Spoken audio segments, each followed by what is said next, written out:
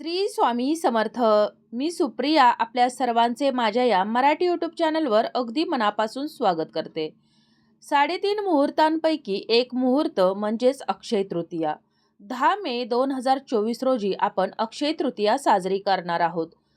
अक्षय तृतीयेला मौल्यवान वस्तू खरेदी करणं शुभ मानलं जातं. त्याचबरोबर या दिवशी माता लक्ष्मी तसेच भगवान श्रीहरी विष्णू यांची देखील विधिवत पूजा केली जाते. माता लक्ष्मीच्या कृपेने आपल्यावरची सर्व संकट विघ्न दूर होऊन आपल्या सर्व इच्छा मनोकामना पूर्ण व्हाव्यात यासाठी या दिवशी अनेक उपाय अनेक सेवा केल्या जातात. असाच एक साधा सोपा परंतु अत्यंत प्रभावी उपाय आपण आज या व्हिडिओमध्ये जाणून घेणार आहोत. हा उपाय केल्यानं माता लक्ष्मीची भगवान श्रीहरी विष्णूंची कृपादृष्टी आपल्यावर आपल्या कुटुंबावर राहणार आहे. आपल्या घरातील दारिद्र्य दूर होऊन आपल्या सर्व इच्छा मनोकामना पूर्ण होणार आहेत. आपल्या घराची भरभराट होणार आहे. अक्षय तृतीयेच्या दिवशी आपल्याला तुळशीला एक वस्तू अर्पण करायची आहे. तुळशी हे माता लक्ष्मीचं स्वरूप असून या दिवशी वार येत आहे शुक्रवार. शुक्रवार हा माता लक्ष्मीला समर्पित असल्यामुळं या दिवशी जर तुम्ही तुळशीला मी तुम्हाला जी एक वस्तू सांगणार आहे तर ती वस्तू अर्पण केली तर माता लक्ष्मी तुमच्यावर नेहमी प्रसन्न राहणार आहे आणि तिच्या कृपेनं तुमच्या सर्व इच्छा मनोकामना पूर्ण होणार आहेत. आता ही कोणती अशी वस्तू आहे जी आपल्याला या अक्षय तृतीयेला तुळशीला अर्पण करायची आहे याविषयीची अगदी थोडक्यात पण महत्त्वाची माहिती जाणून घेण्याकरिता व्हिडिओ शेवटपर्यंत पहा, जेणेकरून महत्त्वपूर्ण माहिती तुमच्यापर्यंत पोहोचेल. त्याचबरोबर चॅनलवर जे नवीन आहेत त्यांनी चॅनलला सबस्क्राईब करा, जेणेकरून आपले असेच येणारे नवनवीन माहितीमय आणि भक्तिमय व्हिडिओ तुमच्यापर्यंत पोहोचत राहतील. तसेच व्हिडिओ पाहत असताना व्हिडिओला लाईक करायला विसरू नका. आपल्या आजूबाजूला अनेक प्रकारची झाडं वनस्पती आपल्याला आढळतात. यापैकी अनेक झाडांची वनस्पतींची आपल्या हिंदू धर्मात पूजा केली जाते. त्यापैकीच एक वनस्पती म्हणजे तुळशी. तुळशीचे रोप जवळजवळ आपल्या प्रत्येक हिंदू घरात आपल्याला पाहायला मिळतं. ज्या घरात तुळशीचं रोप लावलं जातं त्या घरात नकारात्मक ऊर्जा कधीही राहत नाही असं म्हणतात. ज्यांच्या अंगणात तुळशी वृंदावन असतं तर त्यांच्या कुटुंबावर नेहमी माता लक्ष्मीचा वरदहस्त असतो. त्यांच्या कुटुंबामध्ये सुख शांती टिकून राहिलेली असते. त्याचबरोबर त्या कुटुंबावर कधीही कोणतंही संकट येत नाही. आपल्या हिंदू धर्मानुसार तुळशीच्या रूपामध्ये भगवान श्रीहरी विष्णू आणि माता लक्ष्मी निवास करत असतात आणि तुळशीच्या मुळामध्ये शालिग्राम वास करत असतात. तुळशीचे रोप आणि त्याच्या मुळांचे महत्त्व आपण अनेकदा पाहिलेलं आहे. तुळशीची नित्य पूजा केल्यानं आपल्या घरामध्ये सुख समृद्धी टिकून राहते. आपल्या घरामध्ये पैसा टिकून राहतो. त्याचबरोबर सकाळी संध्याकाळी तुळशी मातेची सेवा केल्यानं पूजा केल्यानं माता लक्ष्मी आणि भगवान श्री विष्णूंचा कृपाआशीर्वाद आपल्यावर आपल्या कुटुंबावर नेहमी राहतो. तर आपण हा जो उपाय जाणून घेणार आहोत, तुळशीला आपल्याला एक वस्तू अर्पण करायची आहे तर ती अक्षय तृतीयेच्या दिवशी संध्याकाळी तिन्ही सांजेच्या वेळेला आपल्याला ही वस्तू अर्पण करायची आहे. हा उपाय जरी आपल्याला संध्याकाळी म्हणजेच तिन्ही सांजेच्या वेळेला जरी करायचा असेल तरी देखील सकाळी आपल्याला तुळशी मातेची विधिवत पूजा करायची आहे. तुळशी मातेला 11 प्रदक्षिणा घालायच्या आहेत. प्रदक्षिणा घालत असताना ओम नमो भगवते वासुदेवाय नमः या भगवान श्रीहरी विष्णूंच्या बीजमंत्राचा तुम्हाला जप करायचा आहे. हा जप जास्तीत जास्त वेळा करायचा आहे. ज्या ठिकाणी भगवान श्रीहरी विष्णू तर त्या ठिकाणी माता लक्ष्मीचं वास्तव्य हे नेहमी असतं आणि त्यामुळं तुम्हाला या बीज मंत्राचा भगवान श्री विष्णूंचा जप करायचा आहे. त्यानंतर तुळशी मातेची आपल्याला विधिवत पूजा करायची आहे. तुळशी मातेला अक्षदा व्हायच्या आहेत. अक्षदा कुठेही तुटलेल्या नसाव्यात, अखंड अक्षदा व्हायच्या आहेत. त्यानंतर हळदी कुंकू फुलं व्हायची आहेत आणि तुळशी मातेला जल अर्पण करायचं आहे. आता हे जल अर्पण करत असताना या पाण्यामध्ये गाईचं कच्चं दूध 1 चमचाभर घालायचं आहे. त्याचबरोबर चिमूटभर हळद घालायची आहे आणि हे जे पाणी आहे तर हे पाणी आपल्याला तुळशीला अर्पण करायचं आहे. अशा प्रकारचं पाणी तुम्हाला हे शुक्रवार, गुरुवार आणि मंगळवारी तुळशीला अर्पण करायचं आहे. शुक्रवार आणि मंगळवार हा माता लक्ष्मीला समर्पित असून गुरुवार हा भगवान श्रीहरी विष्णूंना समर्पित असल्यामुळं या तिन्ही वारी तुम्ही तुळशीला अशा प्रकारचे जल अर्पण करू शकता. त्याचबरोबर तुम्हाला तुळशीला शृंगार साहित्य देखील अर्पण करायचं आहे. यामध्ये बांगड्या, बिंदी, लाल चुनरी, हळदी कुंकू इत्यादीचा समावेश असावा. अशा प्रकारच्या वस्तू तुम्ही जर या तुळशी मातेला जर अर्पण केल्या तर माता लक्ष्मी आपल्यावर प्रसन्न होते आणि अखंड सौभाग्यवतीचा आपल्याला आशीर्वाद देते. त्याचबरोबर आपल्या सर्व इच्छा मनोकामना देखील पूर्ण करत असते. त्यामुळे तुम्हाला या दिवशी सकाळी अक्षय तृतीयेच्या दिवशी सकाळी तुळशी मातेची पूजा करत असताना या वस्तू देखील तुळशी मातेला अर्पण करायच्या आहेत. त्याचबरोबर तुम्ही या दिवशी उसाचा रस देखील तुळशी मातेला अर्पण करू शकता.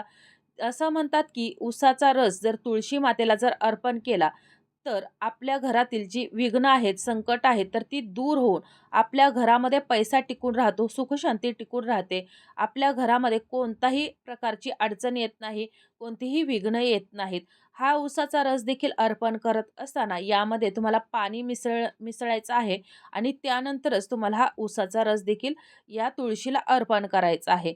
अशा प्रकारे आपली आता ही तुळशी मातेची सेवा झाल्यानंतर देवघरातील देवी देवतांची विधिवत पूजा करायची आहे. माता लक्ष्मी, भगवान श्री हरी विष्णू यांची विधिवत पूजा करायची आहे. त्याचबरोबर भगवान श्री हरी विष्णूंना नैवेद्य अर्पण करत असताना त्यावरती आपल्याला तुळशीची पानं ही 2 अवश्य ठेवायची आहेत. तुळशीच्या पानाशिवाय भगवान श्री हरी विष्णू नैवेद्य स्वीकारत नाहीत. त्यानंतर आपल्या सर्व इच्छा मनोकामना पूर्ण करण्यासाठी भगवान श्री हरी विष्णूंना, माता लक्ष्मीला, आपल्या इष्टदेवतांना, आपल्या कुलदेवतांना प्रार्थना करायची आहे. त्याचबरोबर या ठिकाणी तुम्हाला एक अखंड दिवा प्रज्वलित करायचा आहे. हा दिवा प्रज्वलित करत असताना मातीचा करायचा आहे. मातीचा नसेल तरच इतर धातूचा करावा. परंतु मातीचा जर आपण दिवा अशा विशिष्ट तिथींना जर प्रज्वलित करत असू तर त्याचे आपल्याला अधिक लाभ मिळत असतात.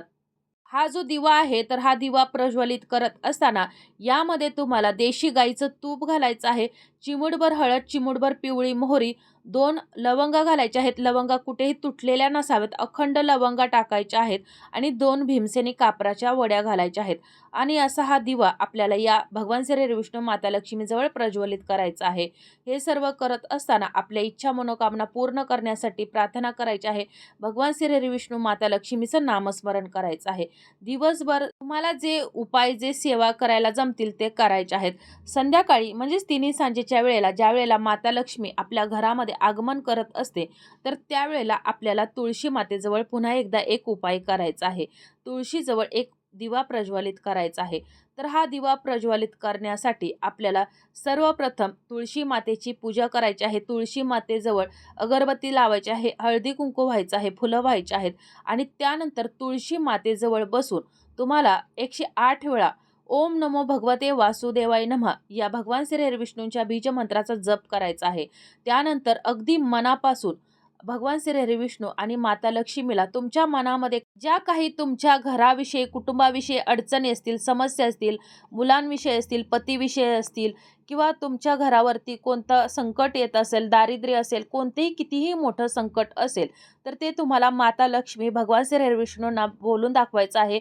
अगदी मनापासून त्यांना ते दूर करण्यासाठी प्रार्थना करायची आहे आणि त्यानंतर तुम्हाला या ठिकाणी एक दिवा प्रज्वलित करायचा आहे.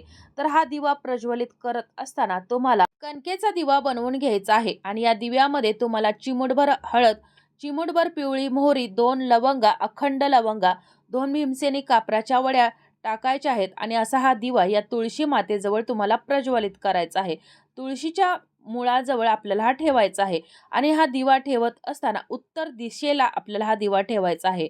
यामुळे तुम्हाला लवकरच सुख समृद्धी प्राप्त होणार आहे आणि तुमचे जे आर्थिक संकट आहेत किंवा घरामध्ये पैसा टिकत नसेल, आजारपण असेल तर ते दूर होण्यास यामुळे मदत होणार आहे आणि म्हणूनच तुम्हाला उत्तर दिशेला हा दिवा प्रज्वलित करायचा आहे.